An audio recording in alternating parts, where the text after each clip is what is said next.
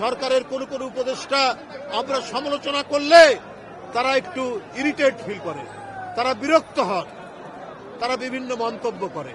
তাহলে অন্তর্বর্তীকালীন সরকার কেন আপনারা উপদেষ্টার পদ থেকে ছেড়ে দিয়ে রাজনৈতিক দল করেন?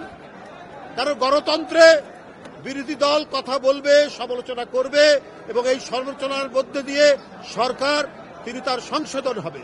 আজকে যদি চালের দাম বাড়ে আমরা কথা বলবো না, সমালোচনা করব না, যেটা জনগণকে অত্যন্ত কষ্ট দেয়। হ্যাঁ, আমি বলি সরকার আন্তরিকতার সাথে অনেক জিনিস, অনেক বিষয় তারা গুরুত্ব সহকারে পদক্ষেপ নিচ্ছেন, কিন্তু এখনো আপনার বাজার সিন্ডিকেট আছে।